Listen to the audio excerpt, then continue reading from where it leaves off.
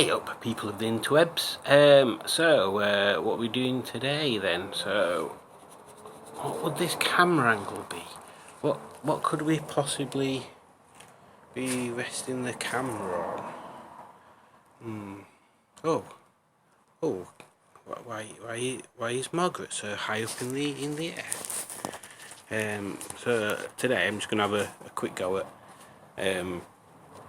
tightening up the alternator belt. He was squeaking the other day when we were out in the rain, so I thought I'll give it a bit of a tighten and then pop the splash guard back on, and I might even do some wheel swappage, but we'll see what happens from there. So yeah, see you in a bit.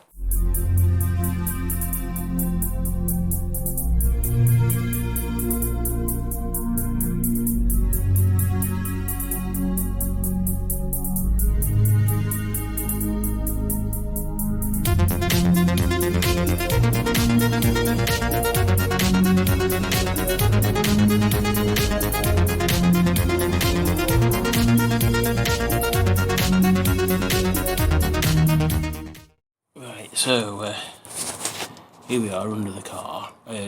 Let's see if I can show you where we're trying to get to, which is not easy. I don't know whether it's gonna feel a bit more light.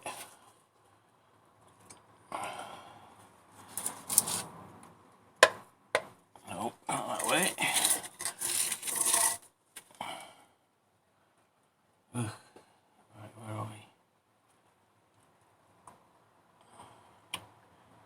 Oh my god, I don't know whether I can show you. It's over there.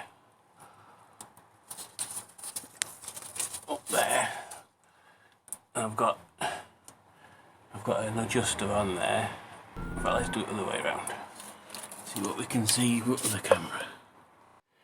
There you go. So as you can see, this is spot I'm at. Well, you can see where the alternator is, and the thing it won't focus on is the adjuster that I fitted before. So instead of having a sliding Ooer, what's it? It's got a locking adjuster. So I've managed to tighten it a little bit, but I'm just going to carry on doing that for a bit until it's better. Oh, will it focus now?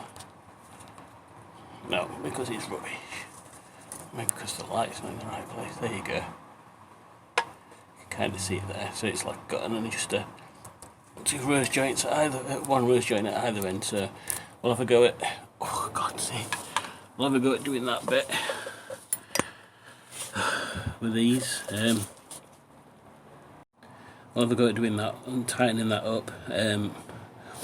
Hopefully I don't have to get the other locking spanner bits off right on it, because it's super awkward to get a spanner into that bit as it is. So I'll say I'll go. I'll try and see if I can film me struggling just for lols, and then we'll see where we go.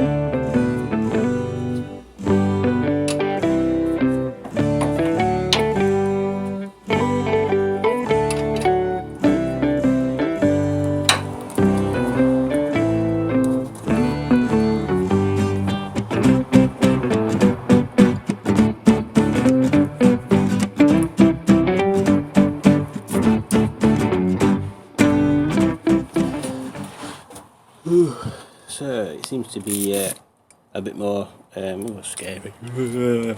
It seems to be a bit more, even more scary. I've got some leaf stuck to my hair. Wow, okay, I look like, is it Don Johnson? So I tied it up a bit, it's super awkward to get to, just one spanner anyway, so I get into a pain in the arse. Oh, thanks, sweet. You need to switch. Right. So I managed to get it tightened up a little bit with just one spanner. Got it on there. It seems better now than it were before, but I don't think it'll squeak anyway.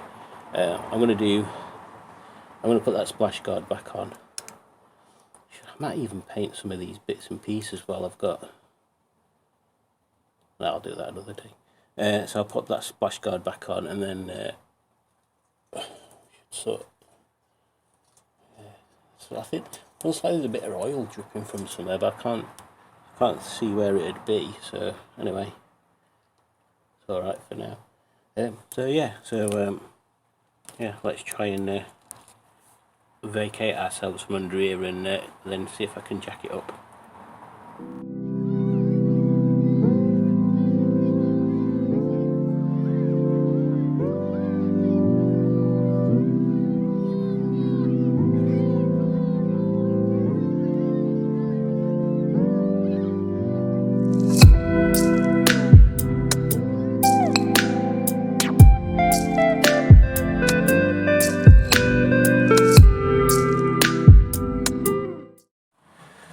So I've jacked the back end up. I've tried jacking it up on a bit of a cross member bit where again, don't know whether I can show you this bit here. It's where two tie rods join. It seems to be fine. I've took it gently and left it for a bit, but seems to be holding on there fine. So seems like it's a decent place to jack it up on. So I'll leave it like that, and then I'll butts wheels off, swap them over, take it off, and then I think I'll have to do front ones individually, because I don't think on TF there's a single jacking point on front, like on F. I don't think my jack would reach underneath it anyway, because it's cracked, so I need to get a new jack, to be honest. But we'll see how it goes.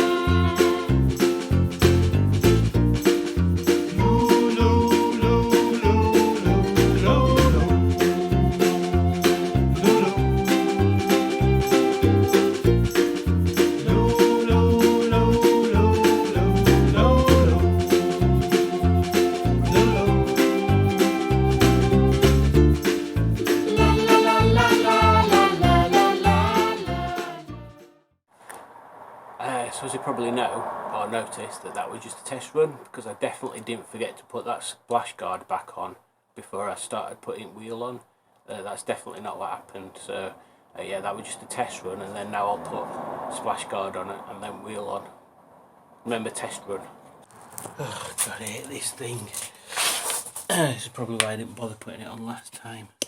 So where are we? There. There's a clip here that I just pulled it off last time. But there's supposed to be body clips that hold these in. Oh, there's a screw one. Oh, I'm just going to try and get it in to at least two places, and then just tie wrap it in place after that. Because it's a pain in the arse. Really is.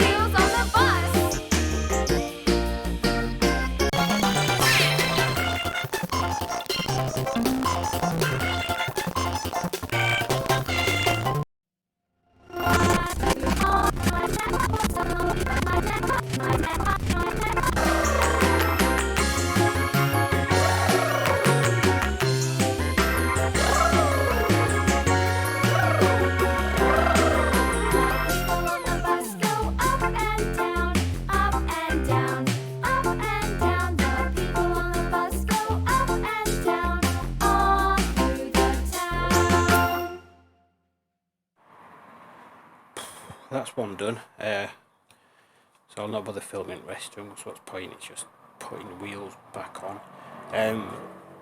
With the splash guard, I don't know whether you saw or not, but basically you put a tyre up across the top bit through one of the slots in it around the top of what I assume is a subframe bit at that point, I can't remember. Yeah.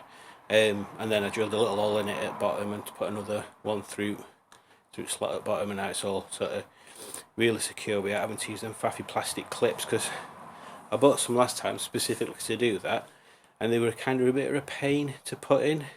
And then when I did put them in and I needed to take it off again, they were a pain to get out again. That's why I ended up just ripping the thing off. So yeah, I think just tie wrapping it on's an easier thing. It's certainly faster and it's just as secure anyway. So there we go. So yeah, I shall get on with putting the other wheels on. Ooh, thought I'd put the camera back on for a bit just while I'm doing this bit.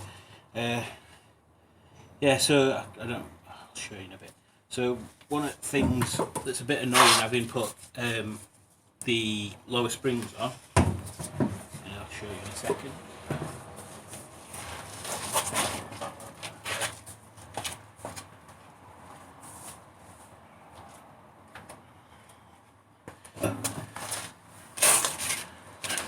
Is that in order for me to get a jack underneath it, because this jack's not a very low one, you see it starts off at 13.5 centimetres, is I have to put front wheels, there we go, on some wooden planks that I normally get stored up here, otherwise jack don't fit underneath still. So yeah, I've had to do that for the front.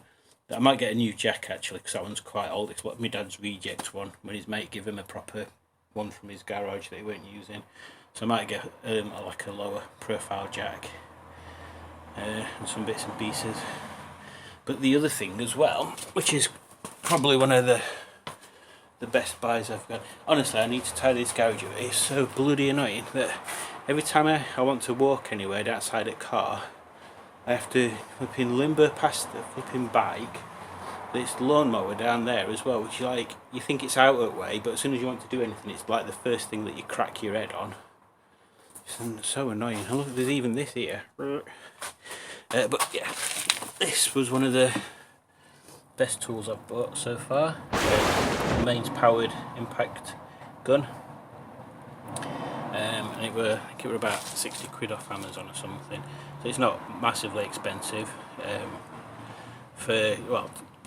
Actually, it depends how you look at it.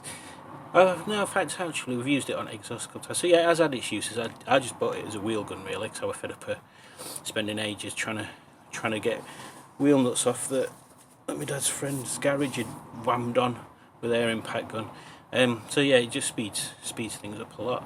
And with it being mains powered as well, it means that I don't have to sort of constantly think about whether it's charged up or not. Obviously, the disadvantage to it is, one, it's flipping heavy, and two, it's quite big. Like it's not a small thing. It's not like kind of thing you can easily fit around an engine bay. But for stuff that's like easy to get to but stuck, should be alright. I say, I'm sure it was exhaust. I can't remember now. There was something underneath that we did. It could have been exhaust. That there were a bolt that were like proper stuck on it, so we used. I'm sure it might be my dad's MG actually. Anyway, it comes in useful. But yeah, so let's get this. Let's see. Limbo. Let's get this other. Oh my god. Now, isn't it? Bloody Nora. Right, let's get this other wheel on and then get away.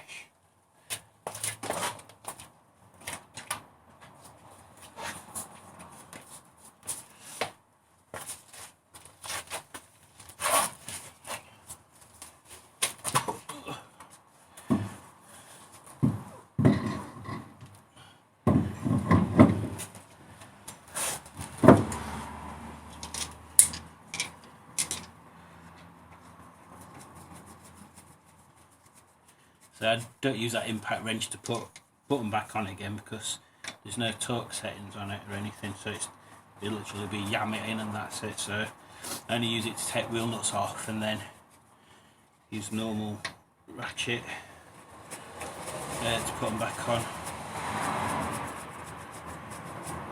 Use the old arm as a torque wrench, so we've never had any problems before, he says.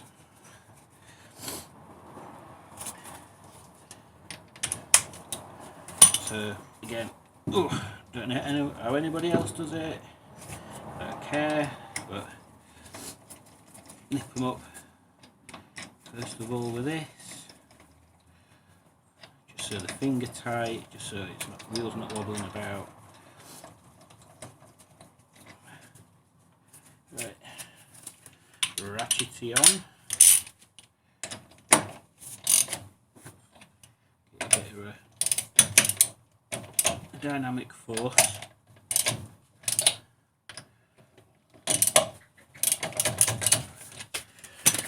And then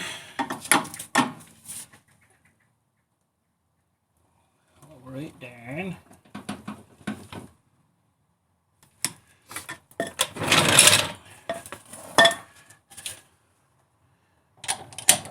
Then around him.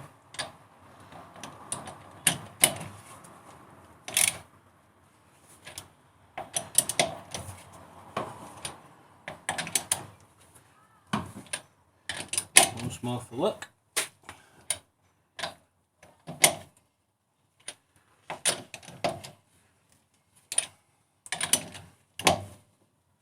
And when I'm tightening up as well, I always do opposites.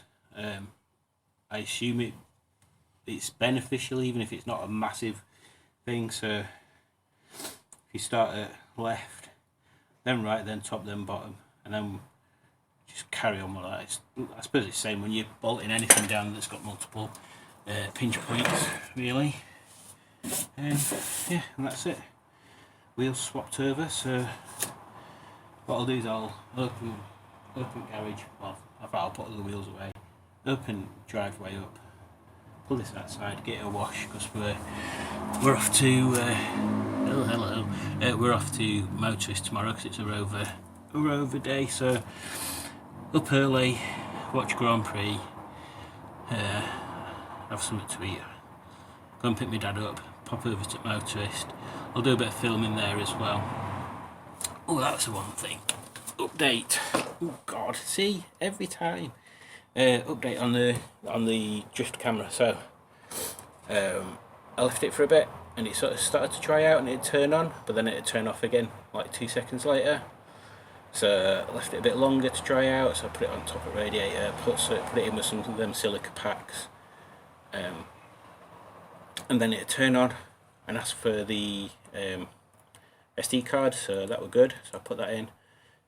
So it'd turn on, I think it was that bit, so I'd say yeah, and then it'd turn off, and then it'd turn on. You couldn't, like, well, with the drift camera, you basically on the recording screen you've got the ability to change, and then it'd turn on and I could move between the different options, so the button on there, so it got better. And then like a million times Julie were like, well, have you tried resetting it? So I'm like, yeah, 1,000 billion, and it worked. So I thought, right, I'll leave it another couple of days.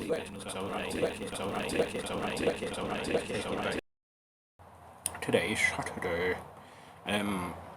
So I left it this week. I said if it doesn't work by end of this week, I'm going to take it back. After emailing Drift and them responding with, oh, well, it's not waterproof, and I emailed back a screenshot of their website saying, yeah, it says that you can use it in rain but don't submerge it in water, so it says it's rainproof, and it was raining when I used it, so it's not the same as it, but anyway, whatever. So it started working now, so I've ordered a waterproof case for it now. So if it's going outside a car or bike without any mic connected to it, I'll stick it in its waterproof case just in case we get any wet weather, because it's not worth. It was like, I'm sure it was like 200 quid or something when I bought it. I can't remember now, but it's certainly not the sort of amount of money you'd expect that, like, the company to come back when you've not had it for a year and go, oh well, we didn't say we're waterproof. It's like, well, yeah, he did. So anyway, I've not checked my emails to see if they responded, but yeah, it's working fine, so we're good to go. Right, let's get rid of the rest of this done.